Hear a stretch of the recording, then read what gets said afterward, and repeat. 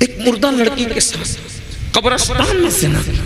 فاروق اعظم سرکار اللہ کے رسول علیہ السلام کے کاشانے میں جانے لگے تو دیکھا کہ دروازے پہ ایک جوان لڑکا بیٹھا ہے، ایک نوجوان بیٹھا ہے، اور اب خاک اٹھاتا ہے اپنے سر پہ ڈالتا ہے، خاک اٹھاتا ہے اپنے سر پہ ڈالتا ہے، خاک اٹھاتا ہے۔ فاروق اعظم نے کہا او تو یہ کیا کر رہا ہے؟ اس نے کہا عمر میں بہت بڑا پاپی بڑا مجرم آدمی، حضور سے ملنے آیا ہوں، ہمت نہیں ہو رہی ملنے کی، اس لیے سر پہ خاک ڈالتا، آپ حضور سے اجازت لے دیجئے کہ حضور اجازت دے دے کہ میں حضور سے ملوں۔ فاروق اعظم گئے، کہا یا رسول اللہ ایک جوان ہے جو سر پہ خاک ڈال رہا ہے دروازے پہ آپ کی چوکھٹ پہ بیٹھ کے، اس نے حضور ہی چاہتا ہے، حضور اجازت ہے۔ حضور علیہ السلام نے بلایا، اجازت دی، اس جوان سے پوچھا ہے جوان کیا ہوا؟ کہا حضور دعا کر دو کہ اللہ مجھے بخش، اللہ مجھے معاف کر۔ آقا نے تو بتا تو صحیح تو نے کیا کیا ہے تاکہ میں تجھے لیے دعا کروں۔ اس نے کہا حضور مجھے شرم آ رہی ہے، ہمت نہیں ہو رہی کہ بتاؤں۔ کہا بتا۔ اس نے کہا آقا ہمت نہیں ہے بولنے کی، آپ بس اتنا دعا کر دے کہ میری بخشش ہو جائے۔ آقا نے فرمایا کیا تیرا گناہ آسمانوں سے بڑا ہے؟ اس نے کہا ہاں آقا میرا گناہ آسمانوں سے بڑا ہے۔ پھر کہا کیا تیرا گناہ زمین سے بھی بڑا ہے؟ ہاں آقا میرا گناہ زمین سے بھی بڑا ہے۔ پھر فرمایا کیا تیرا گناہ سمندر کی جھاگ سے بڑا ہے؟ ہاں کہا میرا گناہ سمندر کی جھاگ سے بڑا ہے۔ پھر کہا کیا تیرا گناہ اللہ کی رحمت سے بڑا ہے؟ تیرا گناہ اللہ کی رحمت سے بڑا ہے؟ وہ بڑا نہیں آقا نہیں، میرا گناہ بڑا ہے، میرا گناہ بہت بڑا ہے، مگر اللہ کی رحمت سے بڑا نہیں، اللہ کی رحمت بہت بڑی ہے۔ کافر بتا۔ اس نے کہا آقا میں کفن چھوڑ سینکڑوں مردوں کو میں نے ننگا کیا، ان کا کفن نکال کے میں نے بیچے، لیکن ایک کفن چرانے گیا تو وہ لڑکی کی قبر تھی اور خوبصورت لڑکی کی قبر تھی۔ میں نے جیسی میت کو باہر نکال کر کے اس کا کفن نکالا، شیطان نے مجھ پہ حملہ کیا اور میں نے مردہ لڑکی کے ساتھ زنا کیا قبرستان کے اندر۔ استغفر اللہ استغفر اللہ نسأل اللہ العفو والعافیہ۔ ایک مردہ لڑکی کے ساتھ قبرستان میں زنا کیا۔ جب زنا کیا تو وہ لڑکی زندہ ہو اور اس نے کہا تو تباہ ہو، تو برباد، اللہ تجھے کبھی معاف نہ کرے۔ تو نے کیا کیا؟ میں بھاگا، صدائے بازگشت میرے کانوں میں گونجتی، نہ دن کو چین نہ رات کو چین، گناہ بے چین کرتے، گناہ بے قرار کرتے۔ سن لو آج جو مسلمان کہتا ہے نا حضرت سب ہے سکون نہیں ہے، ارے کیوں سکون نہیں ہے؟ کیونکہ ہم گناہ کر رہے ہیں، گناہوں نے سکون چھینا ہے۔ پیسوں سے نرم گدے خرید سکتے ہو، سکون نہیں خرید سکتے۔ ایسی ساری دولت سے خرید سکتے ہو، سکون نہیں خرید سکتے۔ زیورات خرید سکتے ہو، سکون نہیں خرید سکتے۔ گناہ سکون چھین لیتے ہیں، گناہ چین چھین لیتے ہیں۔ اس نے کہا حضور سکون نہیں ہے۔ کہتے ہیں کہ جو جتنا بڑا عالم ہوگا وہ اتنا زیادہ اللہ سے ڈرنے والا ہوگا۔ دنیا میں حضور سے بڑا کوئی عالم نہیں ہے، اللہ کی مخلوق میں حضور سے بڑا کوئی، اس لیے حضور جتنا اللہ سے ڈرتے کوئی نہیں ڈرتا۔ حضور پہ اللہ کا خوف غالب آیا۔ حضور علیہ السلام کا جلدی سے دور ہٹ، جلدی دور ہٹ، یہاں سے ہٹ، جلدی ہٹ۔ تو نے وہ کیا کہ مجھے ڈر لگ رہا ہے، تیری وجہ سے آگ نہ برس پڑے آسمان سے، جلدی جا یہاں سے، جلدی۔ اس کو دھتکارا نہیں، اللہ کے نبی پہ خوف غالب آ گیا، جلدی تو یہاں سے ہٹ جا، آگ نہ برس پڑے۔ وہ ہٹ گیا۔ استغفر اللہ استغفر اللہ، توبہ ہی توبہ، توبہ ہی توبہ۔ اللہ سے معافی مانگ رہا ہے اور خاک ڈالتا ہے، معافی مانگتا ہے۔ ایک دن اللہ سے کہتا ہے اللہ اگر میرا گناہ واقعی اتنا بڑا ہے کہ تیری رحمت سے میں نے بڑا جرم کر لیا، گناہ بڑا کر لیا تیری رحمت سے، پھر بھیج ایسا عذاب، نہ مجھ سے پہلے کسی کو بھیجا نہ میرے بعد کسی کو بھیجنا، جو چاہے کر لے میرے ساتھ۔ اور اگر میرا گناہ تیری رحمت سے بڑا نہیں ہے، اور میرا ایمان ہے کہ ہرگز بڑا نہیں ہے۔ میرا گناہ بڑا بہت ہے لیکن تیری رحمت سے بڑا نہیں ہے، تو پھر مجھے معاف کر، اور اگر تو نے مجھے معاف کر دیا ہے تو اس کی اطلاع اپنے محبوب کو بھیج تاکہ مجھے پتہ چلے کہ تو نے معاف کر دیا۔ ادھر اس کا یہ کہنا تھا، ادھر رحمت مچل گئی۔ جبریل امین کو زمین پہ بھیجا اور جبریل سے کہا محبوب کو سلام کہنا، اور کہنا محبوب وہ جس نے یہ کام کیا نا، آپ کے صدقے میں اللہ نے اس کو بخش، اس کی توبہ کو اللہ نے قبول کر لیا۔ جبریل علیہ السلام آئے اور حضور سے کہا، حضور خوشی سے مچل گئے۔ آقا نے فرمایا جبریل اللہ نے اس کو معاف کر دیا۔ حضور اس کو تو معاف کیا ہی کیا، اور ساتھ میں یہ بھی کہا کہ اگر اس سے بڑا بھی کوئی گناہ کرے گا اور وہ سچی توبہ کر لے تو اللہ اس کو بھی بخش دے گا، مگر کوئی سچی توبہ۔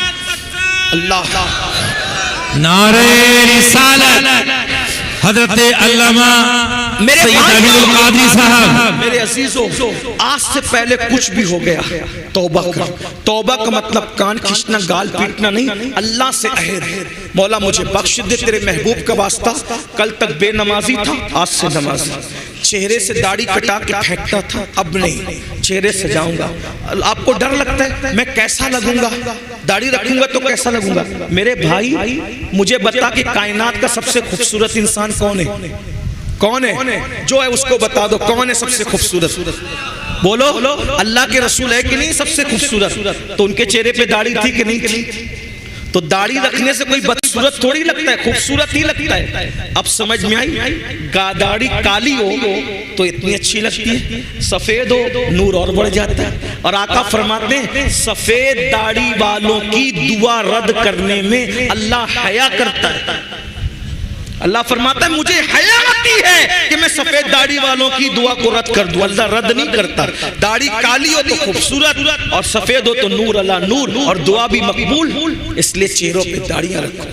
تاش کے پتوں سے بچو، شراب سے بچو، جوے سے بچو، حرام دھندوں سے بچو، توبہ کرو اور زندگی کا نئی زندگی کا آغاز کرو۔ کیا میں پوچھ سکتا ہوں آج سے کون کون پکا ارادہ کرتا ہے کہ انشاءاللہ نماز نہیں چھوٹے گی؟ آئے سبحان اللہ، سلامت رہیں، ہاں اٹھا کے رکھیں، اللہ کو گواہ بنائیں۔ ارادہ کرتے ہو اٹھا کے رکھیں ذرا اچھے سے۔ بھائی چیٹنگ کرو گے تو اللہ دیکھ رہے ہیں، وعدہ کرو گے تو بھی فرض ہے، نہیں کرو گے تو بھی فرض ہے۔ بتاؤ کتنے لوگ آج سے 5 وقت کی پڑھیں گے انشاءاللہ؟ اللہ وعدہ کرنا ہمارا کام ہے، ہمارے وعدے کی لاج رکھنا تیرے کرم پر ہے، تیرے محبوب کا واسطہ لاج رکھ لے سب۔ کتنے جوان ہیں جو اپنے نبی کی محبت میں آج سے اپنے چہرے پہ داڑھی سجاتے ہیں؟ سبحان اللہ، ذرا بتائیں نا، اللہ کو گواہ بنائیں، اٹھا کے رکھیں ذرا، دیکھیں تو صحیح بنا کر فقیروں کا ہم بھیز غالب، تماشائے اہل کرم، ذرا ہم بھی تو دیکھیں تماشائے اہل کرم۔ میں دیکھ رہا ہوں میری نظر کام کر رہی، ذرا ہاتھ اٹھا کے رکھیں، اٹھا کے رکھیں ذرا، دیکھیں اللہ کو گواہ بنائیں۔ سبحان اللہ، ماشاءاللہ، کیا کرم ہو جائے گا پھر۔ ارے جب نبی کے نام پہ جان دے سکتے ہیں تو داڑھی کے بال کیوں نہیں بڑھا سکتے؟ بڑھا سکتے، بالکل بڑھا سکتے۔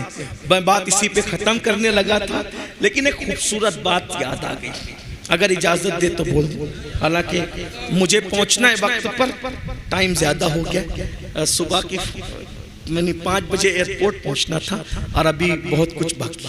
ایک بات سنیں، غریب نواز سرکار نے، غریب نواز سرکار اپنے سرکار جنہوں نے لاکھوں کو ایمان کی دولت عطا، ہندوستان میں اسلام کی باغ و بہار غریب نواز کی محنتوں کا نتیجہ ہے۔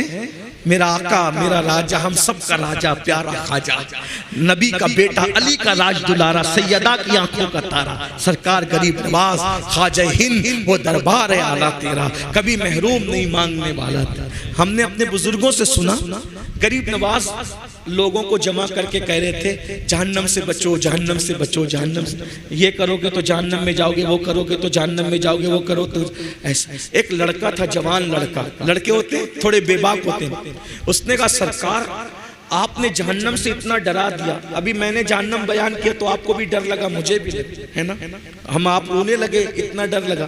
جب میں چھوٹا آدمی بیان کیا تو آپ ہم رونے لگے. جب غریب نواز نے جہنم بیان کیا ہوگا تو لوگ کتنا ڈرے ہوں گے. وہ لڑکا کھڑے ہو کے کہتا ہے سرکار, توجہ کر لیں, سرکار آپ نے جہنم سے ایسا ڈرا دیا, اب مجھے ڈر لگ گیا, میں زیادہ عمل نہیں کر سکتا, زیادہ عمل نہیں کر سکتا.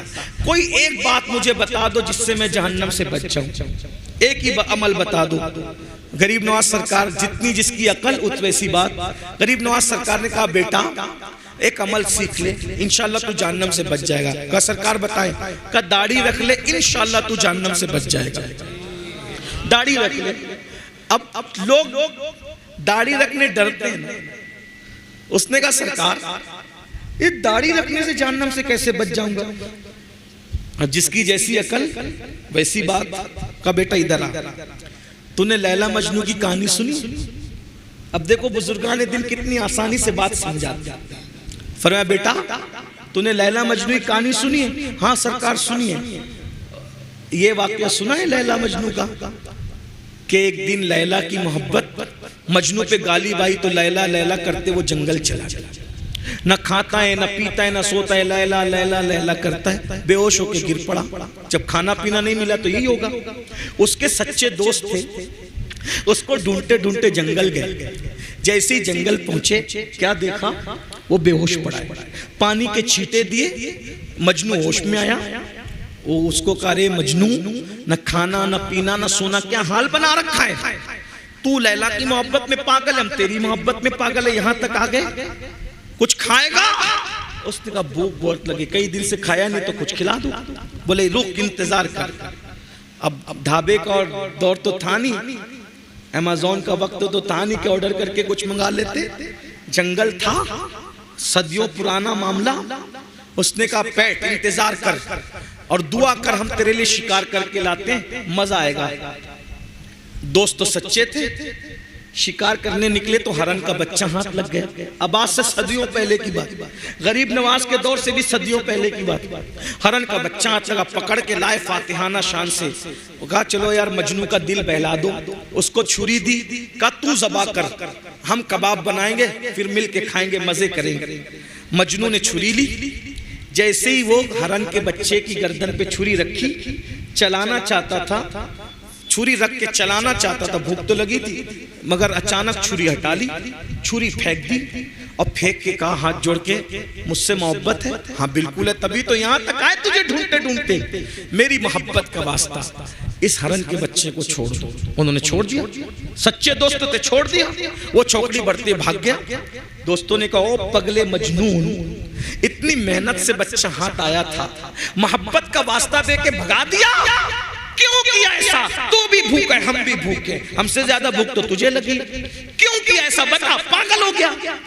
مجنون ایک سرد آنکھ کھینچی اور بڑی سنجیدگی سے کہا بھوک تو تم سے زیادہ مجھے لگی ہے, میں اس کو ذبح کرنا چاہتا تھا, لیکن جیسے ہی چھری رکھا اس کی آنکھ پر میری نظر پڑی, اس کی آنکھ پر میری نظر پڑی تو میں نے کیا دیکھا کہ اس کی آنکھ تو ہو بہو میری لیلا کی آنکھوں کی طرح ہے. ارے جس کی آنکھیں میرے محبوب کی آنکھوں کی طرح ہو, میں اس کو کیسے ذبح کر سکتا تھا؟ یہ تو محبت کی غیرت کے خلاف ہے کہ جس کی آنکھیں میرے محبوب کی آنکھوں سے ملتی ہو, میں اس کو کیسے ذبح کر دوں؟ اسی لیے میں نے اس کو چھوڑ دیا. اب غریب نواز سرکار کہتے ہیں او جوان چھوکرے, لیلا مجنو کی محبت کی حقیقت کیا ہے؟ یہ تو افسانہ ہے, جھوٹی کہانیاں ہیں. اب سن, جتنی محبت میرے نبی سے میرے خدا نے کی ہے, کیا کوئی کسی سے کر سکتا ہے؟ نہیں کر سکتا. جب تیرے چہرے پر داڑھی سجی ہوگی اور تیرے گناہ کی وجہ سے فرشتے تجھے جہنم میں لے جائیں گے, خدا کی نگاہ رحمت پڑے گی, اللہ تیرے چہرے پہ داڑھی دے کر یہ ارشاد فرما دے ارے اس کو جہنم میں کیوں لے جاتے ہو, اس کا چہرہ تو میرے محبوب کے چہرے کی طرح لگتا ہے, اس کا چہرہ تو میرے حبیب کے چہرے کی طرح لگتا ہے. ارے مجنو کو میں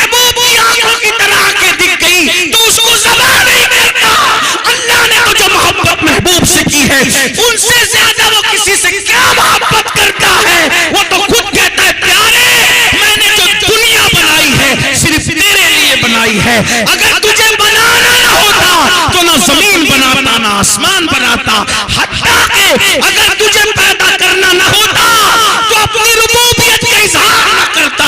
تعریف کرنے والے گالیاں بھی دینے لگتے ہیں، لیکن مسلمانوں اپنے مقدر پہ ناز کرو۔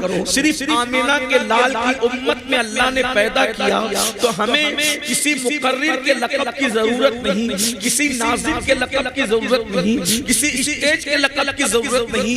وہ اللہ جو خالق ارض ہے، وہ اللہ جو ستار و غفار ہے، وہ اللہ جو جواد و کریم ہے، وہ اللہ جو خالق و مالک ہے، وہ اللہ جو جنت اور جہنم کا پیدا کرنے والا ہے، وہ اللہ جو زمین اور آسمان کا پیدا کرنے والا ہے، وہ اللہ جو چاند اور سورج کا پیدا کرنے والا ہے، وہ اللہ جو زمین کا سبزہ زمین سے سبزے پیدا کرنے والا ہے، وہ اللہ جو ستاروں کی انجمن کو سجانے والا ہے، وہ اللہ جو آسمان کا سائبان بنانے والا ہے، وہ اللہ جو آسمان سے پانی برسانے والا ہے، وہ اللہ جو زمین سے پانی نکالنے والا ہے، وہ اللہ جس نے جنات کو پیدا کیا، وہ اللہ جس نے بشر کو پیدا کیا، وہ اللہ جس نے حجر کو پیدا کیا، وہ اللہ جس نے قرآن کو نازل کیا، وہ اللہ جس نے انبیاء کو پیدا کیا، وہ اللہ جس نے اولیاء کو پیدا کیا، وہ اللہ جس نے پرندوں کو بولی سکھائی، وہ اللہ جس نے چوچیوں کو رزق عطا کیا،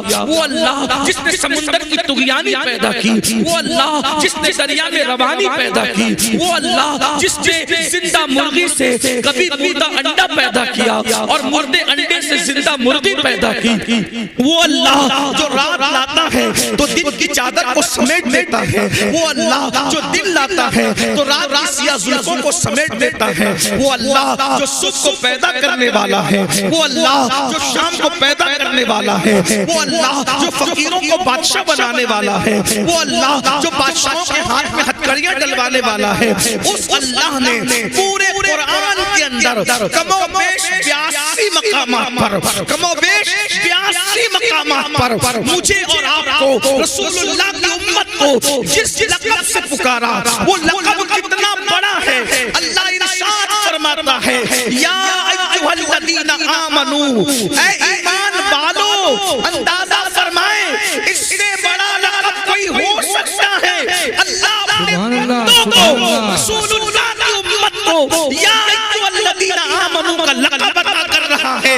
ارے مسلمانوں مصطفیٰ جان رحمت کی نسبت پر ناز کرو۔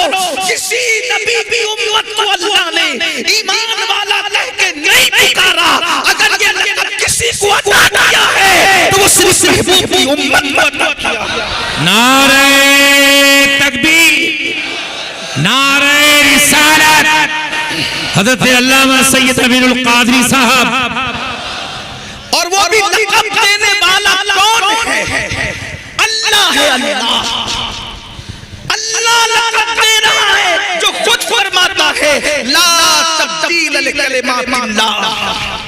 اللہ کی بات کبھی نہیں بدلتی، اللہ کا کلمہ کبھی نہیں بدلتا، اللہ رب العزت کی بولی کبھی نہیں بدلتی۔ اس نے یا ایھا الذین آمنوا یعنی دنیا کے جتنے وی آئی پیز ہیں وہ سب تمہارے قدموں کے نیچے ہیں۔ کیوں؟ کیونکہ تم کو اللہ کہہ رہا ہے اے ایمان والو۔ اب ایمان والوں کو یہ ایمان والوں قرآن میں کم و بیش 82 آیتیں ہیں، اس میں سے ایک آیت اس میں اللہ نے ایمان والوں کو 2 ذمہ داری عطا کی ہے۔ غور سے سننا توجہ سے، اللہ نے 2 ذمہ داری دی ہے۔ 2 ذمہ داری اللہ کی طرف سے ہے۔ کیا؟ ایمان والوں قوا انفسکم واہلیکم نارا، اپنے آپ کو اور اپنی اولاد کو جہنم کی آگ سے بچاؤ۔ اپنے آپ کو بھی ایمان والے ہونا ناز کرو مقدر پر، ایمان والا بنایا اور ایمان والا کہہ کے پکارا بھی، ایمان والا بنایا بھی اور ایمان والا کہہ کے پکارا بھی، ایمان والا بنا کر ایمان والا کہہ کے پکار کر اب فرما رہا ہے کہ تم تمہاری دو ذمہ داری ہے، قو انفسکم و اہلیکم نارا، اپنے آپ کو بھی جہنم سے بچاؤ اور اپنی اولاد کو بھی جہنم سے بچاؤ۔ پھر بتاتا ہے کہ یہ جہنم کیا ہے، تو خود ہی فرماتا ہے وقودھا الناس والحجارہ، یہ جہنم کیا ہے، جس کا ایندھن انسان اور پتھر ہے، یعنی دنیا کی آگ جلتی ہے تو لکڑی سے جلتی ہے، دنیا کی آگ جلتی ہے تو کوئلے سے جلتی ہے، دنیا کی آگ جلتی ہے تو پیٹرول اور پیٹرولیم سے جلتی ہے، لیکن یہ جو جہنم کی آگ ہے، یہ جہنم کی آگ کیسے جلتی ہے؟ وقودھا الناس والحجارہ، جس کا ایندھن لکڑی نہیں ہے، جس کا ایندھن تیل نہیں ہے، جس کا ایندھن پیٹرول اور پیٹرولیم نہیں ہے، بلکہ فرما رہا ہے جس کا ایندھن انسان اور پتھر ہے۔ اللہ اکبر، جو جانتا ہے وہ جانتا ہے، جو نہیں جانتا ہے میرا ہر بھائی میری ہر بہن کان کھول کر سن لے یہ جہنم کیا ہے۔ آج کل جب لوگوں کے سامنے جہنم کا ذکر کیا جاتا ہے یا جہنم کے عذاب کا ذکر کیا جاتا ہے تو میرے نوجوان مسکراتے ہیں، میرے نوجوان ہنستے ہیں، لیکن ایک بات میں آپ کو بتاؤں، جب میرے آقا علیہ الصلوۃ والتسلیم صحابہ کے سامنے جہنم کا ذکر کرتے تھے تو صحابہ روتے تھے، روتے روتے صحابہ بے ہوش ہو جاتے تھے، صحابہ روتے روتے کبھی کبھی بیمار پڑ جاتے تھے۔ بھائیو، یہ جہنم کیا ہے تھوڑی دیر توجہ کے ساتھ سن لو، میں آپ بہت اچھے سے سن رہے ہیں، آپ کی مزید توجہ چاہتا ہوں۔ جو میرے بھائی موبائل ہاتھ میں لے کے ریکارڈنگ کر رہے ہیں ان سے ہاتھ جوڑ کے کہتا ہوں اللہ رسول کا ذکر ہو رہا ہے، موبائل جیب میں رکھ لو، اگر تقریر کل چاہو گے تو اتنی ساری ریکارڈنگ ہو رہی ہے، آپ سب توجہ کریں، بہت اچھے سے سن رہے ہیں ماشاءاللہ، بیسوری شریف والوں کی محبتیں یاد رہے گی، لیکن غور کرنا، توجہ کرنا۔ اللہ اکبر، جب جہنم کا ذکر اللہ کے رسول صحابہ کے سامنے کرتے تھے تو صحابہ رونے لگتے تھے، کبھی بے ہوش ہو جاتے، کبھی کبھی بیمار پڑ جاتے، کبھی کبھی 3 دن تک ان پر عذاب کی آیتیں سن کر، عذاب کی حدیثیں سن کر ان پر اللہ کا خوف طاری رہتا۔ لیکن آج لوگ عذاب کا ذکر سنتے ہیں تو وہ سن کر کے ایک کان سے سن کر دوسرے کان سے نکال دیتے ہیں۔ یاد رکھنا میرے آقا علیہ السلام کے دیوانوں، جب رسول اللہ کے کہنے پر اللہ کو ایک مانا ہے، جب رسول اللہ کے کہنے پر قرآن کو اللہ کی کتاب مانا ہے، جب رسول اللہ کے کہنے پر دین کو اسلام مانا، دین اسلام کو حق مانا ہے، تو بتاؤ اب وہی رسول فرما رہے ہیں یہ جہنم کیا ہے، جہنم کا عذاب کیا ہے، جہنم کی آگ کیا ہے۔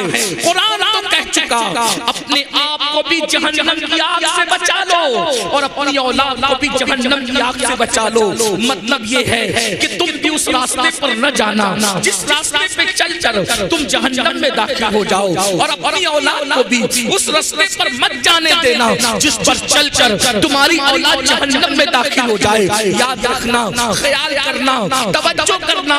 اللہ اکبر، اللہ اکبر، یہ جہنم کیا ہے؟ یہ کوئی ڈرانے کے لیے نہیں، دھمکانے کے لیے نہیں، یہ کوئی کہانی قصہ نہیں، سچے نبی کا سچا فرمان، بخاری شریف کی حدیث ہے۔ اللہ کے سچے رسول صادق و مصدوق مصطفیٰ جان رحمت صلی اللہ علیہ وسلم فرماتے ہیں کہ جہنم کے اندر جس جہنمی کو سب سے کم، سب سے ہلکا، سب سے چھوٹا عذاب دیا جائے گا، جہنم کے اندر جس جہنمی کو سب سے کم، چھوٹا اور ہلکا عذاب دیا جائے گا وہ یہ کہ اس کے پیروں میں آگ کی جوتی پہنائی جائے گی، دنیا کی نہیں، جہنم کی آگ کی جوتی۔ یہ سب سے چھوٹا عذاب ہے، جہنم میں یہ سب سے ہلکا عذاب ہے، جہنم میں یہ سب سے کم عذاب ہے۔ اللہ اکبر، اللہ کے سچے رسول، غیب کا رسول صادق و مصدوق فرماتے ہیں جس جہنمی کو سب سے کم عذاب کے طور پر اللہ اللہ جہنم کی آگ کی بنی ہوئی جوتی پہنائی جائے گی تو اس کی جوتی پہننے کی وجہ سے اس کے وجود پر اس کے جسم پر اثر کیا ہوگا؟ آقا ارشاد فرماتے ہیں اس کے سر میں اس کا بھیجا ایسے کھولنے لگے گا، ایسے کھولنے لگے گا جیسے چولہے میں رکھی ہوئی ہانڈی کے اندر پانی کھولنے لگتا ہے۔ تھوڑا تصور کرنا میرے بھائیو، اگر کوئی مولوی صاحب کہتے تو ہم تھوڑا سا کچھ نہ کچھ اس میں غور کرتے، کوئی شاعر صاحب کہتے تو ہم اس میں کچھ نہ کچھ راستے نکالتے، لیکن یہ وہ رسول کہہ رہے ہیں جنہوں نے اپنی مرضی سے کبھی کوئی کلام نہیں کیا۔ اللہ اکبر، ان کے کلام کی شان یہ ہے وما ينطق عن الهوى ان هو الا وحی یوحی، یہ جو کچھ کہتے ہیں اپنی مرضی سے نہیں کہتے، زبان ان کی ہے، کلام خداوند قدوس کا ہے۔ وہ رسول فرما رہے ہیں کہ جب سب سے کم چھوٹا عذاب یہ ہے کہ جہنم کی آگ کی جوتی پہنائی جائے گی اور اس میں سر میں ایسے بھیجا کھولے گا جیسے چولہے پہ رکھی ہوئی ہانڈی کے اندر پانی کھولنے لگتا ہے، اور بھیجا کھول کھول کے کانوں سے نکلے گا، ناک سے نکلے گا اور انسان کے پیروں پہ پڑے گا۔ تھوڑا تصور میں لاؤ، کیا یہ عذاب ہم برداشت کر سکتے ہیں؟ یہ سب سے چھوٹا عذاب ہے، یہ سب سے ہلکا عذاب ہے، یہ سب سے کم عذاب ہے۔ تو صحابہ کرام نے پوچھا یا رسول اللہ صلی اللہ علیہ وآلہ وسلم، ہمارے ماں باپ آپ پہ قربان، یہ تو سب سے چھوٹا اور ہلکا عذاب ہے، جب چھوٹا یہ ہے تو بڑا کیا ہوگا؟ چھوٹا یہ ہے تو بڑا کیا ہوگا؟ فرمایا جو بڑا عذاب ہے نہ کسی کان میں سنا، کسی کان میں سننے کی طاقت نہیں ہے جو بڑا عذاب ہے، نہ کسی آنکھ نے دیکھا، نہ کوئی زبان اس کو بیان کر سکتی ہے۔ جہنم کا بڑا عذاب وہ ہے۔ تو پھر صحابہ نے پوچھا یا رسول اللہ صلی اللہ علیہ وآلہ وسلم، جہنم کا سب سے بڑا عذاب کس کو ہوگا؟ جہنم کا سب سے بڑا، چھوٹا تو یہ ہے آگ کی جوتی، بڑا پتہ نہیں کیا ہے، کوئی بیان نہیں کر سکتا، کوئی سن نہیں سکتا، کوئی دیکھ نہیں سکتا۔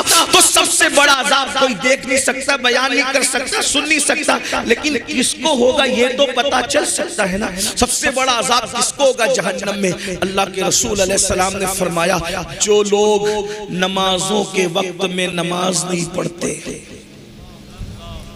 جو نماز چھوڑتے ہیں، نمازوں کو ضائع کرتے ہیں، نماز نہیں پڑھتے، ان لوگوں کو جہنم میں سب سے بڑا عذاب ہوگا۔ ان کے لیے جہنم کا وہ حصہ ہے۔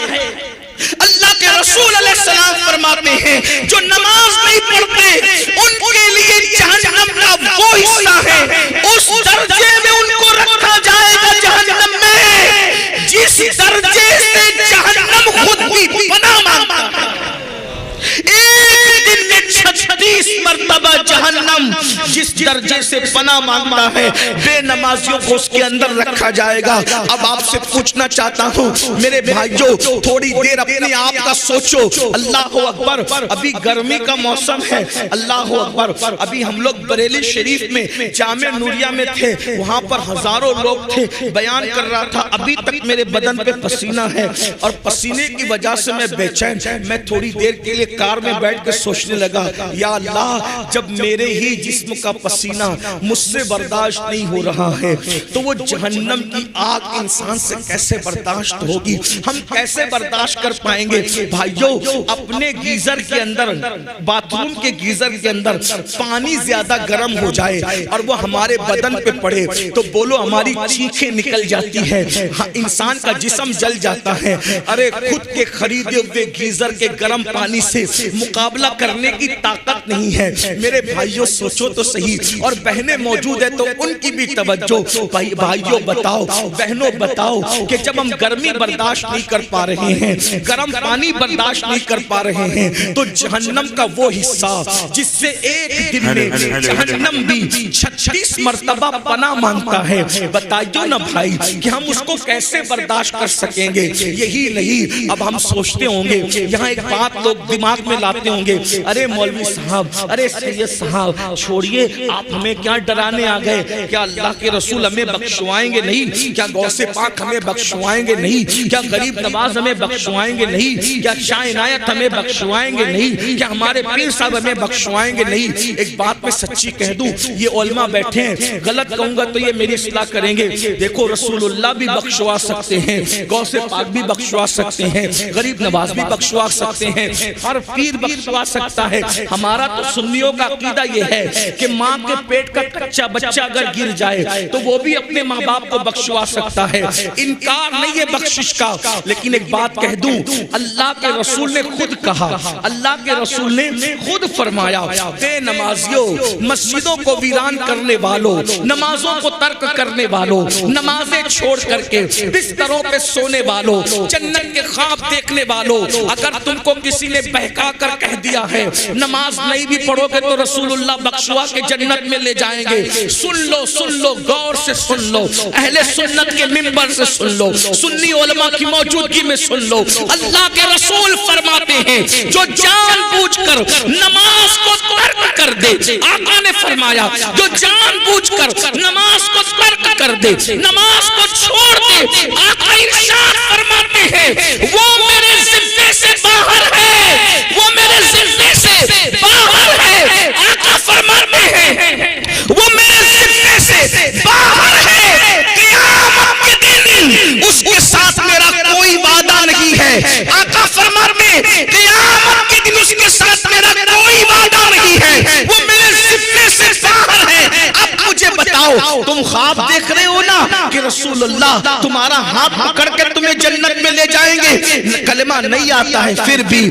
زنا کے اڈوں پہ جا رہے ہو پھر بھی, شراب کے اڈوں پہ جا رہے ہو پھر بھی, جوا کے اڈوں پہ جا رہے ہو پھر بھی, سن لو آقا سچے نبی کا فرمان, فرمایا وہ میرے ذمے سے باہر ہے. چھوڑ دو بھیا, تھوڑی دیر بولنا ہے بس, اتنے اچھے سے لوگ سن رہے ہیں, آپ ہی لوگ گڑبڑ کر رہے ہیں, پورا مجمع سناٹے میں, منتظمین گڑبڑ. اللہ تم پہ رحم کرے, اللہ تم سب پہ رحم کرے, مجھ پہ رحم کرے.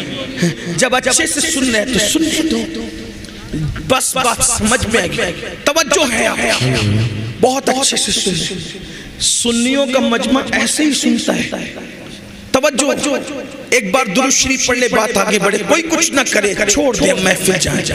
رب صلی وسلم ہزاروں درود حضور کی بارگاہ میں پہنچ جائیں گے. ایک ساتھ بار درود شریف پڑھ لو. اللہ رب محمد صلی اللہ علیہ وسلم, نحن عباد محمد صلی اللہ علیہ وسلم, وعلى ذوی وآلہ ابد الدہور وکرمہ, صلاۃ و سلام علیک یا رسول اللہ. توجہ, غور کریں, آقا نے کیا فرمایا, وہ میرے ذمے سے باہر ہے, وہ میرے ذمے سے باہر ہے, اس کے ساتھ قیامت کے دن میرا کوئی وعدہ نہیں ہے. اور ایک بات حضور نے اس سے بڑی کہی, فرمایا جب تم جان بوجھ کے نماز چھوڑ دیتے ہو تو اللہ تم کو اپنی رحمت کی چادر سے باہر نکال دیتا ہے. اللہ اکبر, غور کیجئے, اللہ رحمت کی چادر تم سے ہٹا لیتا ہے. غور کیجئے, توجہ کیجئے میرے بھائیو. آج ہم لوگ سوچتے ہیں ارے مولانا ہم تو سنی ہے نا, عاشق رسول ہے نا, ہم تو جنت میں جائیں گے. میں ایک بات کہوں بھائیو, لڈو کہنے سے منہ میٹھا نہیں ہوتا, شہد کہنے سے منہ میٹھا نہیں ہوتا, شکر کہنے سے کام نہیں چلتا. عاشق رسول ہو بھائیو, کیسے عاشق رسول ہو بھائیو, اللہ اکبر. اگر کسی انسان کو اپنے جیسے عام بشر سے محبت ہو جائے, وہ اس کے لیے روتا ہے, اس کے لیے تڑپتا ہے, اس کے لیے وفاداری کی کوشش کرتا ہے. ہم کیسے عاشق رسول ہیں, ہم تو اپنی نبی کی آنکھوں کو ٹھنڈک نہیں پہنچا پا رہے ہیں. یاد رکھنا, اگر کوئی کہہ دے کہ میں بادشاہ ہوں تو اس کے بادشاہ کہنے سے وہ بادشاہ ہو جائے گا. ہماری نظر میں بادشاہ کی وہ عزت نہیں ہے جو عزت عاشق رسول کی ہے. اس کی وجہ یہ ہے, بادشاہ کیا چیز ہے, ادنے عاشق اس کو کہتے ہیں. جب بلال عاشق رسول بنتے ہیں تو کعبہ کی چھت بلال کے پیروں کے نیچے نظر آتی ہے اور بلال کے پیر کعبے کے اوپر نظر آتے ہیں. عشق رسول وہاں پہنچاتا ہے. اللہ اکبر. جہاں فرشتوں کے پر تھک جاتے ہیں عاشق اس سے آگے جاتا ہے. یہ تو اپنی اپنی اڑان ہے, یہ تو اپنا اپنا ہے حوصلہ. کوئی تھک کے رہ گیا بام تک, کوئی کہکشاں سے گزر گیا.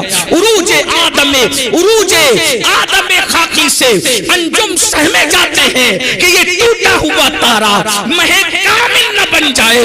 دیوان گانے عشق محمد کو دیکھ کر گھبرا گئی یہ گردش دورہ. کبھی کبھی گردن میں ہاتھ ڈالے ہیں ماحول ہجوم میں گزرا ہے ان حدوں سے مسلمان. کبھی کبھی اللہ بہت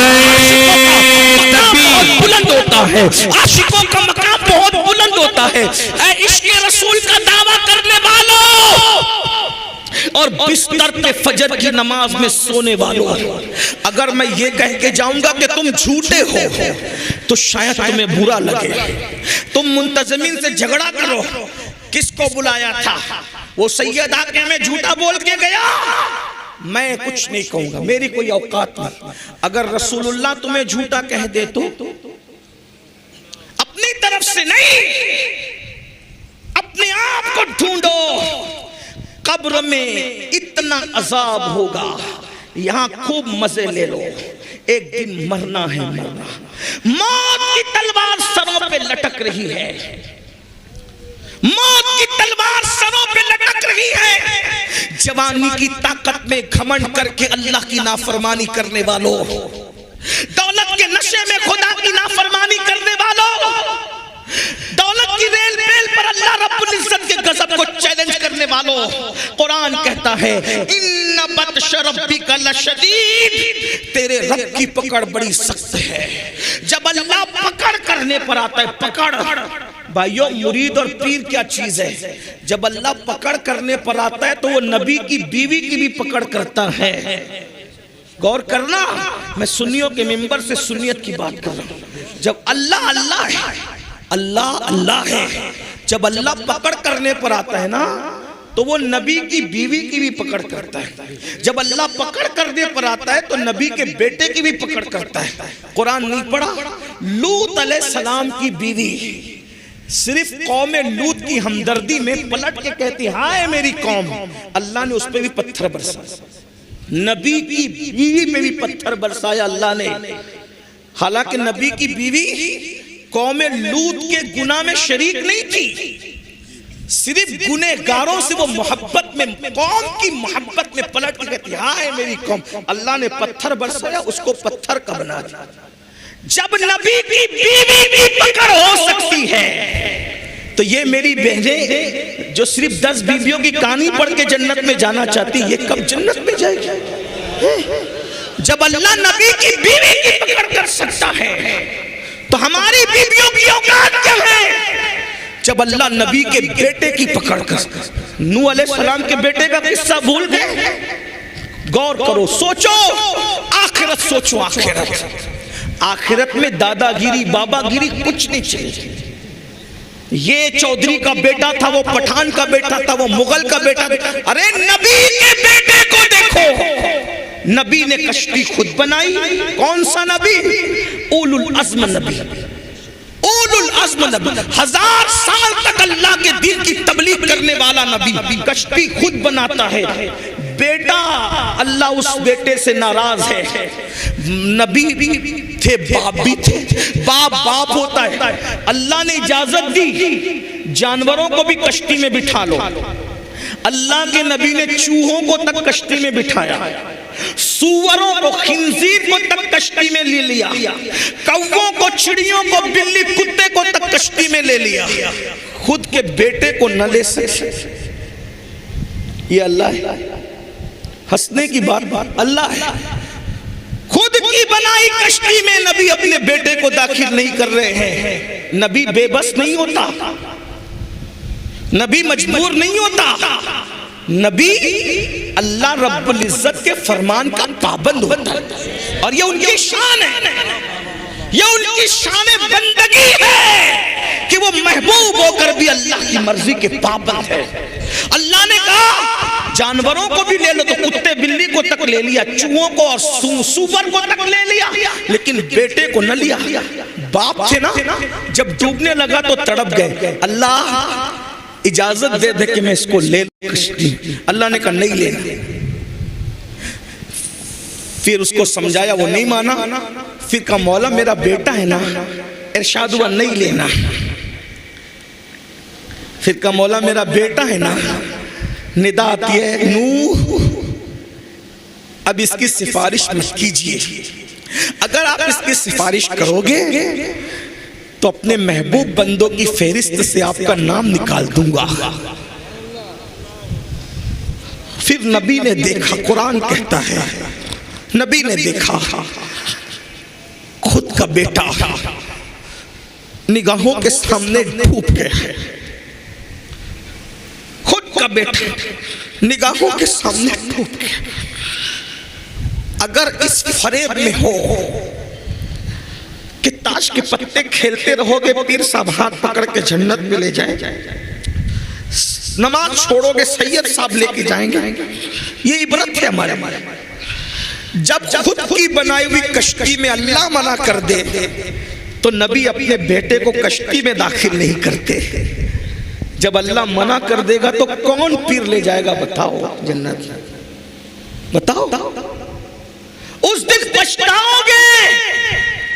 اللہ نے زندگی دی ہے، زندگی کھیل کود کے لیے نہیں، عیاشی کے لیے نہیں، آوارگی کے لیے نہیں، رات کے 3 بجے تک زنا کی فلمیں دیکھنے کے لیے نہیں، کانوں میں ایئر فون لگا کے گانے سننے کے لیے نہیں، جوانی عیاشی کے لیے نہیں ہے، آوارگی کے لیے نہیں ہے، غرور و گھمنڈ کے لیے نہیں ہے۔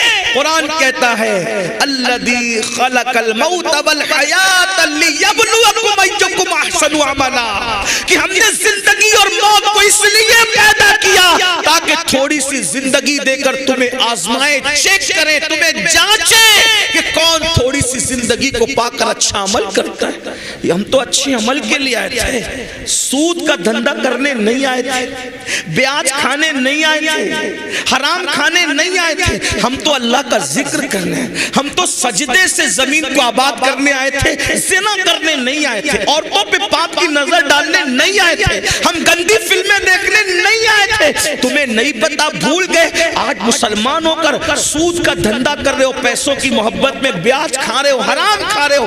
کیا تمہارے اور میرے نبی کا فرمان تمہارے کانوں سے نہیں ٹکرایا؟ اللہ کے رسول فرماتے ہیں کعبے میں زنا کرنا اور سود کھانا دونوں برابر ہے۔ بتائیں تو صحیح، کب سدھرے گا مسلمان؟ لوگ کہتے ہیں مولانا آج ہم برباد ہوئے، ہلاک ہوئے، تباہ ہوئے۔ میرے بھائی تو سود کھائے گا تو برباد نہیں ہوگا۔ میرے آقا علیہ السلام ارشاد فرماتے ہیں جس نے سود کا ایک لقمہ کھایا، سود کا، گویا اس نے اپنی ماں کے ساتھ 36 مرتبہ زنا کیا۔ سوچو تو صحیح، غور تو کرو، اور پھر سن لو، سور کھانا حرام، سور کا گوشت کھانا حرام اور سود کھانا بھی حرام، دونوں حرام۔ مسلمان سور نہیں کھاتا الحمدللہ، مگر سود کھاتا ہے، انا للہ۔ سور نہیں کھا رہا ہے، سود کھا رہا ہے، دونوں حرام۔ دونوں میں بڑا حرام کون سا؟ سور کھانا بھی حرام، سود کھانا بھی حرام، مگر سور کھانے سے بڑا گناہ سود کھانا ہے۔ کیوں؟ اس لیے کہ جو سور کھاتا ہے حرام کرتا ہے، مگر اللہ نے سور کھانے والوں کے ساتھ جنگ کا اعلان نہیں کیا، مگر جو سود کھاتے ہیں اللہ نے قرآن میں ان کے ساتھ اعلان جنگ کیا ہے۔ اللہ نے جنگ کا اعلان کیا ہے سود کھانے والوں کے ساتھ۔ بتاؤ جس کے ساتھ اللہ اعلان جنگ کرے، جس کے ساتھ اللہ اعلان جنگ کرے، اس کو کون جنت میں لے کر جائے گا؟ امام ابن حجر مکی تو یہاں تک لکھتے ہیں کہ سود خوروں پر، سود کھانے والوں پر میں نے شب قدر میں بھی عذاب ہوتے دیکھا ہے۔ یعنی رمضان شریف میں لوگوں پر سے عذاب اٹھا لیا جاتا ہے، مگر سود کھانے والوں پر تو شب قدر میں بھی عذاب ہوتے ہوئے آپ فرماتے ہیں میں نے مشاہدہ کیا ہے۔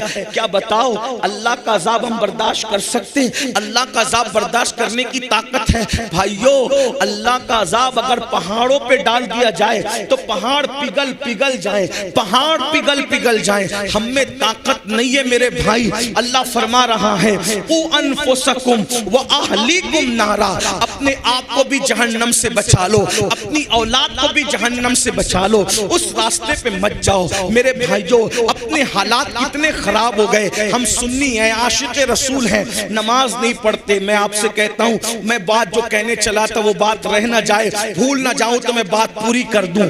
قوت القلوب یہ تصوف کی بہت بڑی کتاب ہے۔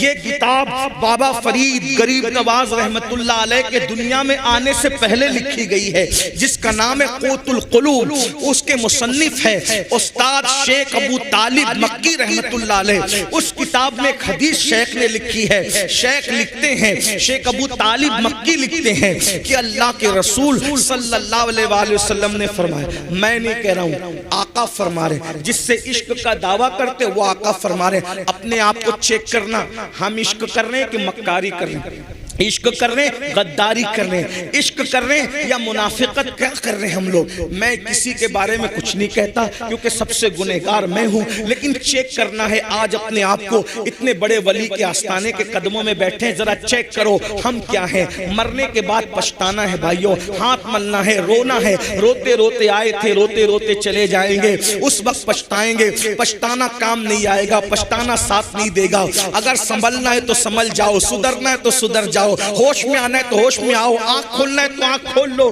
آج ہوش میں آ جاؤ، کل پچھتانا ہے، پچھتانا ہے، صرف پچھتانا ہے۔ اللہ اکبر۔ ایک مثال کے ذریعے آپ کو بتاؤں، ایک آدمی ہے، اس کے پاس جعلی ڈگری ہے، کائے کی ڈگری؟ پی ایچ ڈی کی جعلی ڈگری اس نے بنا رکھی ہے، میں پی ایچ ڈی ہوں، ڈاکٹر ہوں، ڈاکٹر ہوں، ڈاکٹر ہوں۔ اسٹیج والے ڈاکٹر کہہ رہے، گلی والے ڈاکٹر کہہ رہے، دلی والے ڈاکٹر کہہ رہے، یہ ڈاکٹر وہ ڈاکٹر وہ ڈاکٹر سب ڈاکٹر کہہ رہے۔ لیکن اب بات آئی ہے وہاں پر جہاں ڈگری چیک ہوتی ہے، اب ڈگری چیک ہوگی، پبلک میں آپ ڈاکٹر مشہور ہیں، لیکن جہاں ڈگری چیک ہوگی وہ چیکر جانتا ہے اصلی اور نقلی ڈگری کا فرق۔ اس نے اٹھایا ڈگری پھاڑ کے پھینک دی، یہ نقلی ہے، اس کو اٹھاؤ اور لے جا کر کے جیل میں ڈال دو، بتاؤ اس کا کیا بنے گا، کیا پچھتائے گا؟ بلا تمثیل عشق رسول کی ڈگری ہم بھی لے لے کے پھر رہے ہیں، اور اس کو چیک کون کرے گا؟ کون چیک؟ اللہ نے چیک کرنا ہے، رسول اللہ نے چیک کرنا ہے۔ سوچو تو صحیح، بہت بڑے بڑے عاشق رسول کہلانے والے فیل ہوں گے، کون کامیاب ہوگا؟ جس پر اس کا کرم ہے۔ قرآن کہتا ہے عاملۃ ناصبۃ تصلی نارا حامیہ، عمل کر کے آئیں گے، محنت کر کے آئیں گے، پھر بھی جہنم میں ڈالے جائیں گے۔ ذلیل لوگ ہی جہنم میں نہیں جائیں گے۔ دنیا میں بڑے بڑے عزت دار جن کے نام کے ساتھ بڑے بڑے ٹائٹل تھے، بڑے ہاتھ چومے جاتے تھے، پیر چومے جاتے تھے، پھول پہنائے جاتے تھے، قرآن کہے گا، قرآن کہہ رہا ہے ذوق، جو قرآن کے الفاظ ہے وہ جانتے ہیں، ذوق انک انت العزیز الکریم۔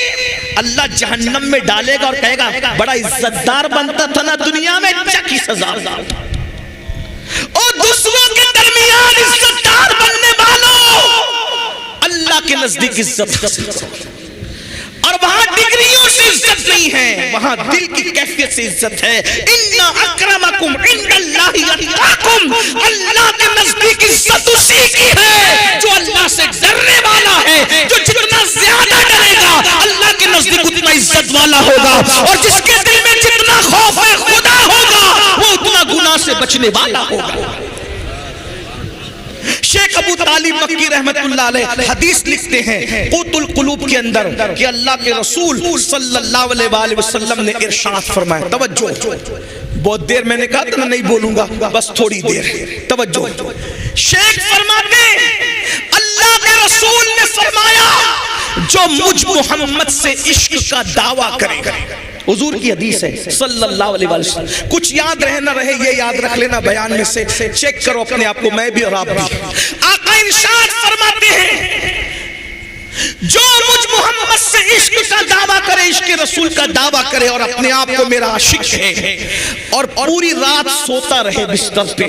توجہ, آقا فرماتے جو مجھ سے عشق کا دعویٰ کرے اور پوری رات بستر پہ سوتا رہے, میں محمد اعلان کرتا ہوں کہ وہ جھوٹا ہے, جھوٹا ہے, جھوٹا ہے. توجہ کرنا, ابھی میں اس میں کوئی تفسیرہ نہیں کر رہا ہوں, صرف آپ غور کریں. جو حضور سے عشق کا دعویٰ کرے اور رات بھر سوتا رہے, آقا فرماتے وہ جھوٹا ہے. تو جو صبح کو فجر میں بھی نہ اٹھے وہ کتنا بڑا جھوٹا ہوگا. اس لیے کہ فجر کا تعلق رات سے نہیں ہے, فجر کا تعلق تو صبح سے ہے. جو رات کو سویا رہے اور عشق کا دعویٰ کرے وہ جھوٹا ہے.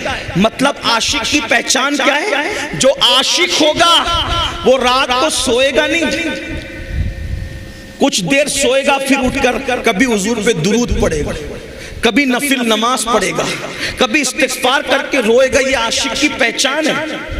آپ بتاؤ, جو سویا رہے آقا فرماتے ہیں جھوٹا ہے. جو فجر میں بھی نہ اٹھے, صرف نعت خاں کو 10 کی نوٹ دینے سے, نعت پہ جھومنے سے کوئی عاشق نہیں ہوتا. آقا خود کہہ رہے کہ وہ جھوٹا ہے. جو فجر میں بھی نہ آئے پھر اس کا کیا؟ اور پھر غور کرو اور آگے بڑھو.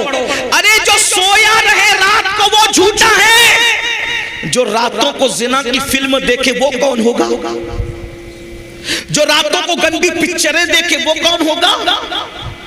جو راتوں کو کانوں میں ایئر فون لگا کے گانے غزلیں سن کے رات گزارے وہ کون ہوگا؟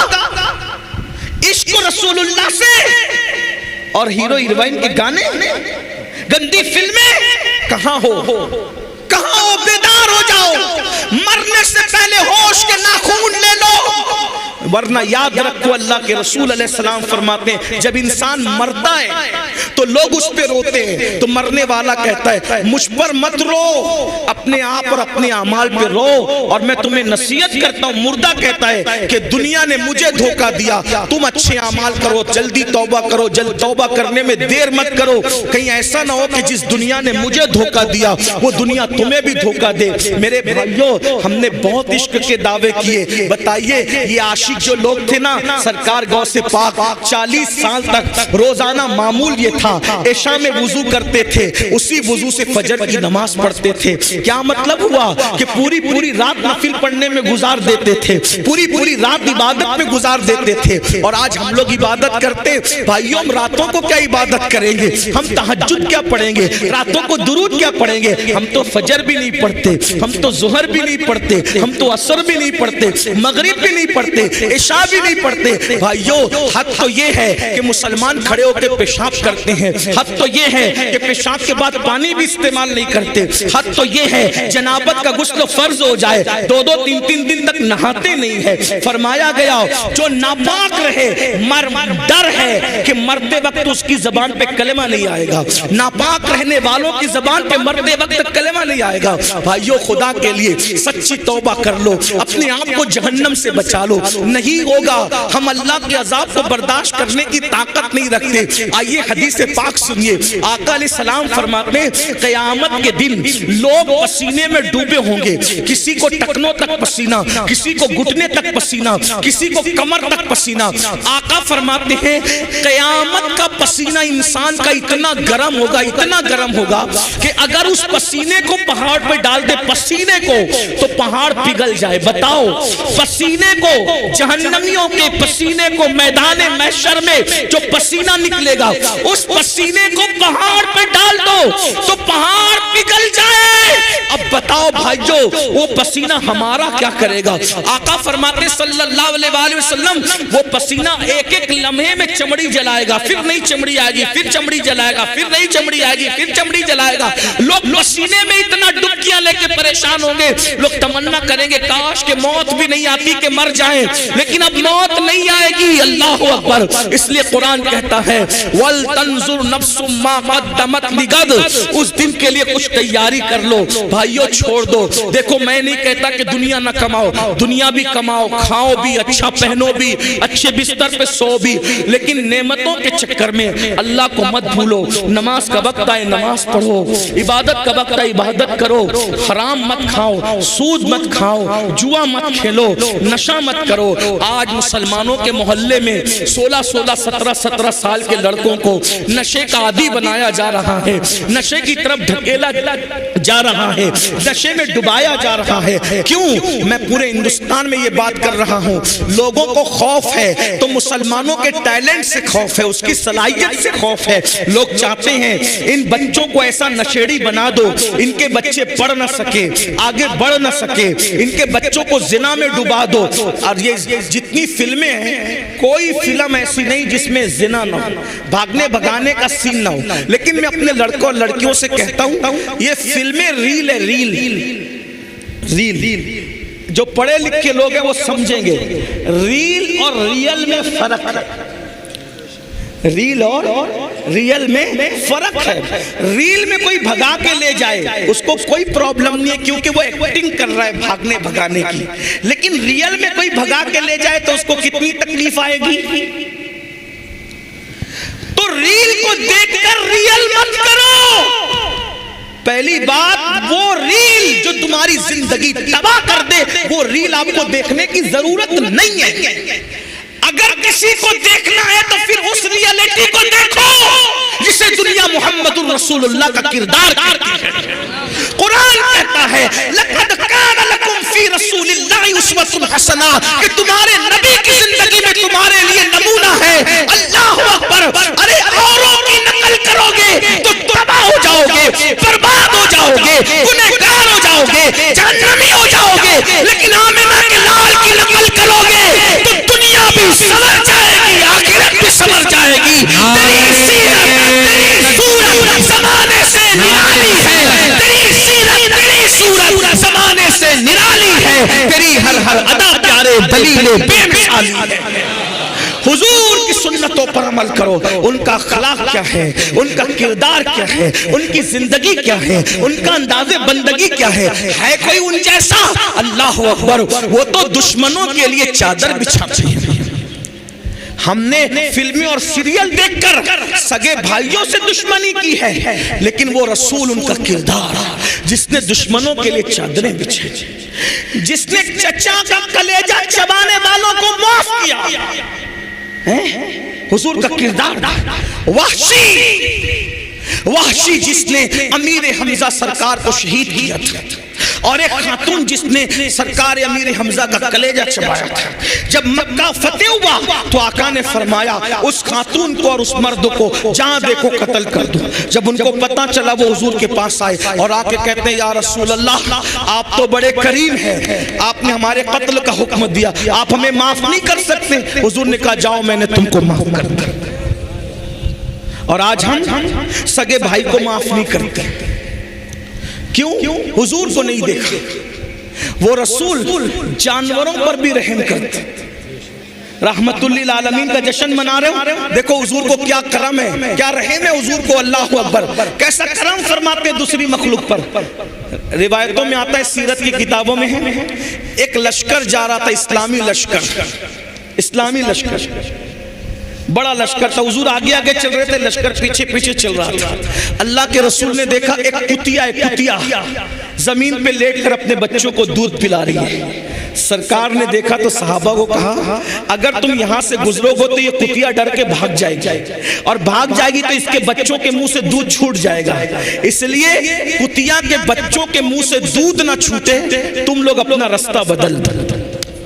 کتیا کے لیے لشکر کا رستہ بدل دیا اور صحابی کو وہاں کھڑا کر کے کہا میں آگے جاتا ہوں، پیچھے آنے والوں کو اطلاع ہو نہ ہو وہ ادھر سے جائیں گے تو کتیا بھاگ جائے گی. تمہاری ڈیوٹی ہے جب تک کہ لشکر پورا گزر نہ جائے تم یہاں کھڑے رہ کر کہنا کتیا بچے کو دودھ پلا رہی ہے، وہ اٹھ کے بھاگے گی تو بچوں کے منہ سے دودھ چھوٹ جائے گا. اس لیے سب لوگ اپنا رستہ بدل دو. صحابی کی ڈیوٹی کتوں کے بچوں کے منہ سے دودھ نہ چھوٹے، اس خاطر حضور نے ڈیوٹی لگائی، جو کتوں کے بچوں پہ اتنا رحم کرتا ہو وہ اپنی امت کے معاملے میں کتنا کریم اور رحیم ہے۔ ایسے ہمارے نبی ہیں، اور آج ہم رحم جانتے ہی نہیں، پڑوسی کو ستا رہے ہیں، بھائیوں کو ستا رہے ہیں، ماں باپ کو ستا رہے ہیں، بیوی کو ستا رہے ہیں، بچوں کو ستا رہے ہیں۔ کس کا حق ادا کر رہے ہو وہ تو بتاؤ، کس کا حق ادا کر رہے ہو؟ میں پھر کہتا ہوں مسلمانوں کو مسلمان بننے کی ضرورت ہے، مسلمانوں کو مسلمان بننے۔ اب تک مسلمان بنے ہو گوشت کھانے والے، انڈا کھانے والے، مچھی کھانے والے اور 2 رکعت جمعہ پڑھنے والے، وہ مسلمان بنو جیسا مسلمان بنانے کے لیے اللہ کے رسول آئے، ویسے مسلمان بنو۔ آج کیا ہے؟ ویسے مسلمان کون ہے بھائی؟ بتاؤ بتاؤ تو صحیح، وہ مسلمان کیسے تھے؟ ایک کے بعد 3 مسلمان زمین پہ گرے اور تڑپنے لگے جنگ میں۔ ایک مسلمان کہتا ہے پانی پانی پانی پلاؤ، العطش العطش العطش۔ جیسی بچی پانی کا مشکیزہ لے کے اس مسلمان کے پاس پہنچی، صحابی تھے وہ، دوسرے مسلمان نے کہا مجھے پانی چاہیے، انہوں نے منہ ہٹا کے کہا بیٹی پہلے ان کو پلا دو، مجھ سے زیادہ ان کو ضرورت ہے۔ اس کے بعد تیسرے صحابی نے کہا مجھے پانی پلاؤ، تو دوسرے نے منہ ہٹا کے کہا بیٹی پہلے ان کو پلا دو، مجھ سے زیادہ ان کو ضرورت ہے۔ تیسرے کے پاس پہنچی وہ شہید ہو گئے تھے، دوسرے کے پاس پہنچی وہ شہید ہو گئے تھے، پہلے کے پاس پہنچی وہ بھی شہید ہو گئے تھے۔ یہ مسلمان کس کے بنائے ہوئے ہیں؟ رسول اللہ کے۔ اور ہم لوگ اگر ولیمے میں جائیں نا، شادی کے ولیمے میں، ادھر نکاح ہوتا رہتا ہے، ادھر ہم اپنی جگہ سنبھال کے بیٹھتے ہیں کہ ابھی نکاح بھی نہیں ہوا، پہلے ہمارے پیٹ میں کھانا آنا چاہیے، معذرت کے ساتھ۔ بلکہ شادیوں میں بیٹھنے کے لیے بھی جھگڑا ہوتا ہے کہ یہاں میں بیٹھوں گا، 4 کرسی میں نے سنبھالی تھی، میرے بچوں کی، میرے بھائی کی، تو کیسے آ کے بیٹھ گیا؟ کہاں وہ مسلمان اپنے بھائی کے لیے پیاسا شہید ہو رہا ہے؟ کہاں یہ مسلمان ولیمے میں بھی جھگڑا کر رہا ہے جگہ پہ بیٹھنے کے لیے؟ کون سے مسلمان ہو بتاؤ نا۔ یہ شہادت کہے الفت میں قدم رکھنا ہے۔ لوگ آسان سمجھتے ہیں مسلمان ہونا، بہت آسان ہے کافر کا مسلمان ہونا، بہت مشکل ہے مسلمان کا مسلمان ہونا۔ ایک بات اور بتاؤں، رسول اللہ کے بنا ہوئے مسلمان کیسے تھے؟ سن لیجئے، بس 2 بات کر کے بات ختم کرتا ہوں، اینڈ کی طرف ہے بات، مجھے جانا بھی ہے ورنہ میں اپنی منزل پہ نہ پہنچ سکوں، فلائٹ مس ہو سکتی، صبح مجھے جلدی پہنچنا ہے۔ ایک صحابی کے گھر مہمان آئے، سن لیں، ایک صحابی کے گھر مہمان آئے، مہمان آنے پر انہوں نے بکری ذبح کی۔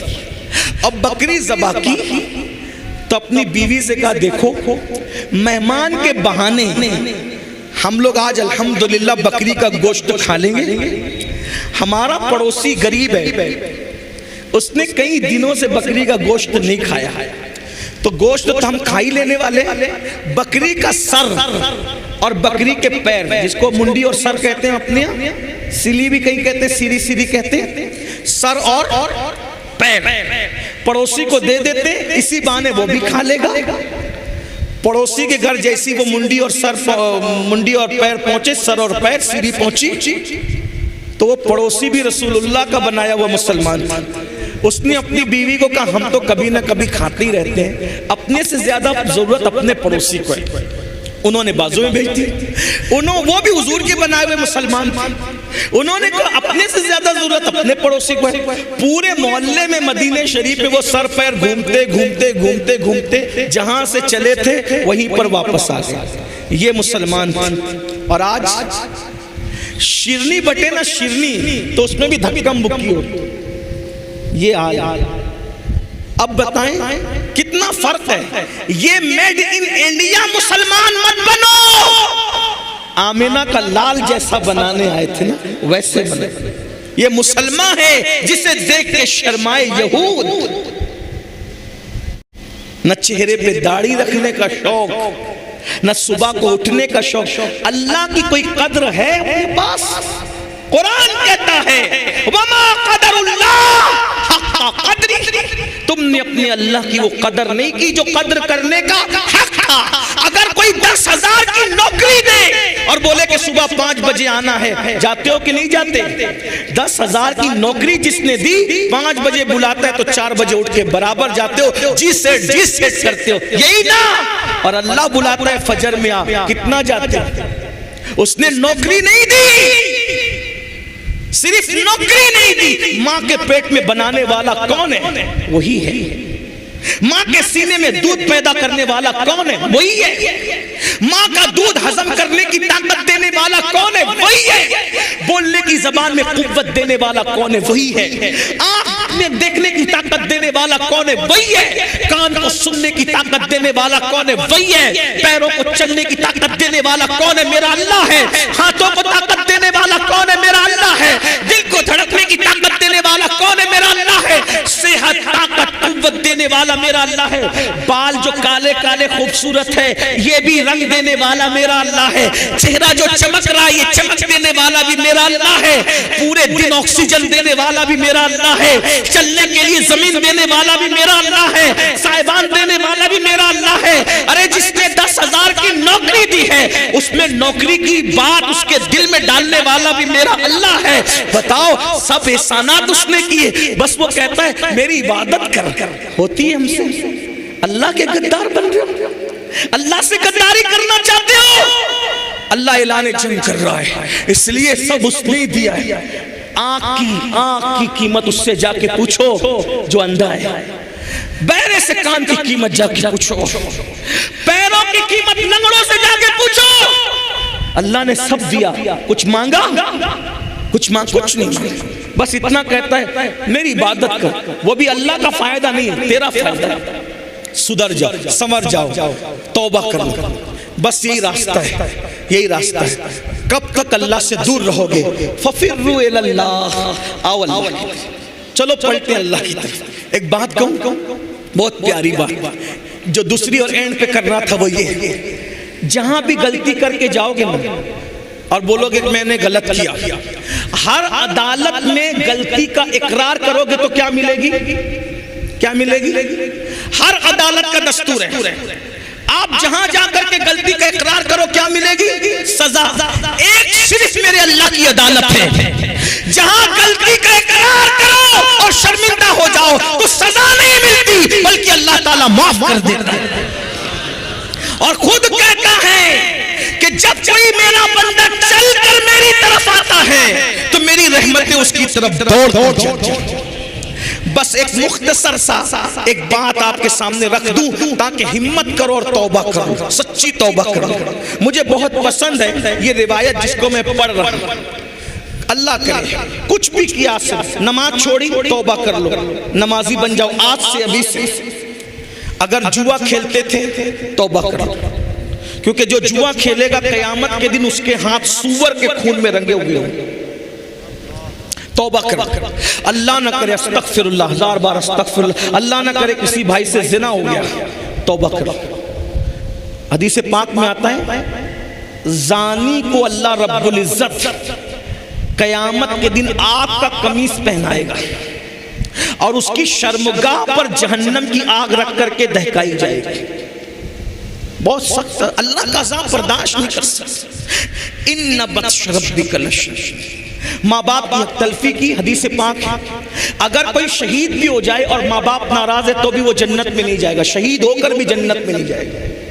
ماں باپ کو منا لو، توبہ، ہر چیز کھا لے توبہ توبہ توبہ۔ اور فرمایا گیا التائب من الذنب کمن لا ذنب لہ، گناہ سے توبہ کرنے والا ایسا ہے جیسے اس نے گناہ کیا ہی نہیں ہے۔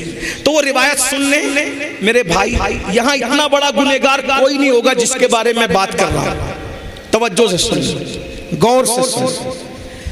سیدنا حدیث پاک کا مفہوم اپنے الفاظ کے جامع میں پیش کر رہا ہوں، بہنیں بھی توجہ، جس چیز جو گناہ کیا توبہ کرو، اور توبہ کا مطلب کیا ہے؟ بدل جاؤ، تبدیل ہو جاؤ، اپنے آپ کو چینج کر لو۔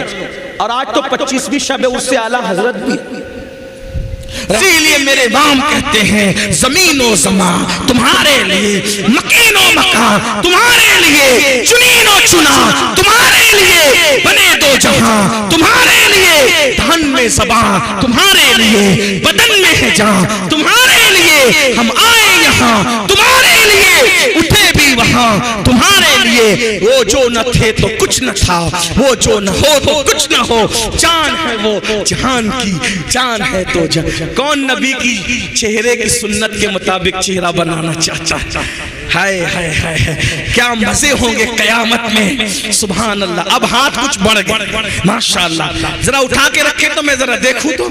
الحمدللہ، اللہ آپ سب کو خوش رکھے، سلامت رکھے، سچی توبہ کی توفیق دے۔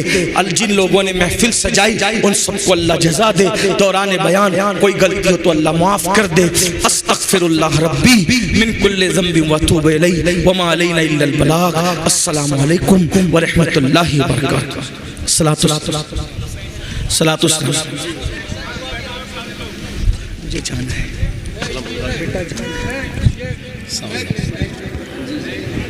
اے اللہ، سر کے بالوں سے لے کر پیر کے ناخن تک ہمارے جسم کا ایک ایک بال گناہوں میں ڈوبا ہوا ہے۔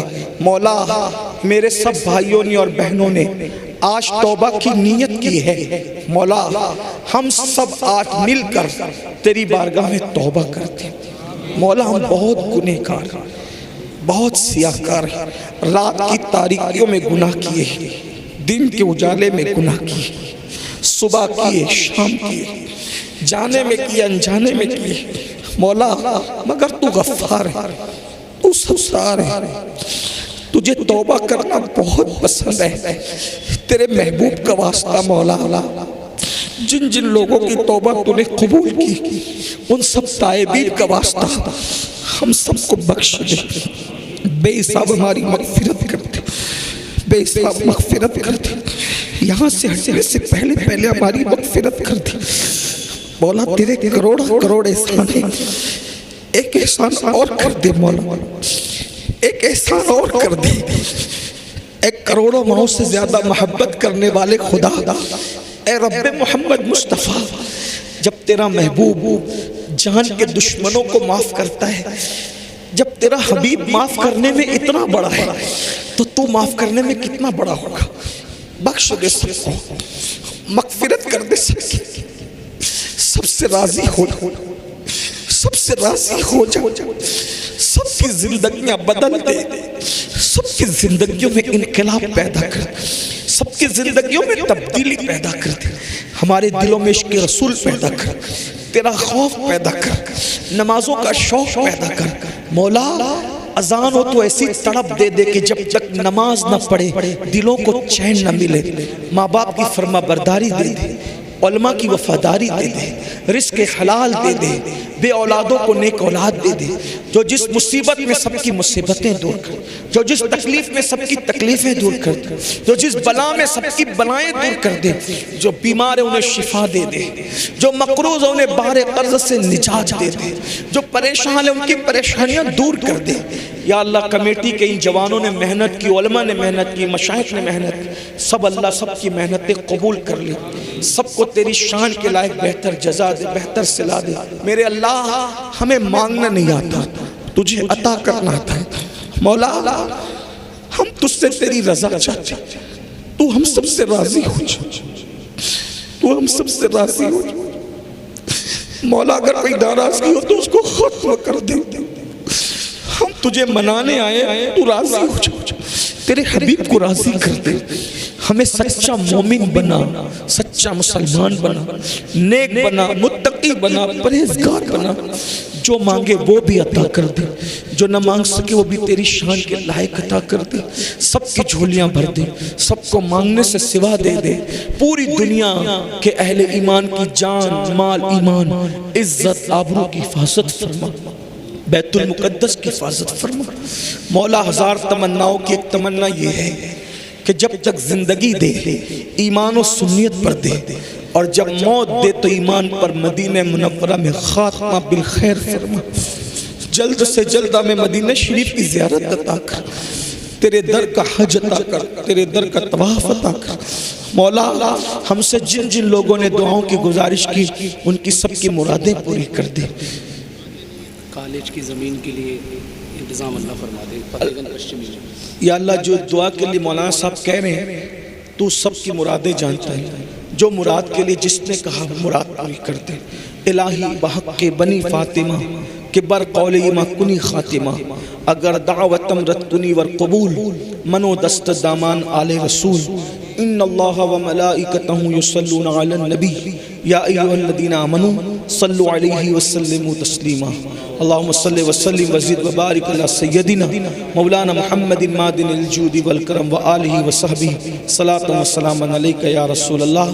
سبحان ربک رب العزت عما یصفون وسلام علی المرسلین والحمد للہ رب العالمین. بحق لا الہ الا اللہ، لا الہ الا اللہ، لا الہ الا اللہ محمد الرسول اللہ.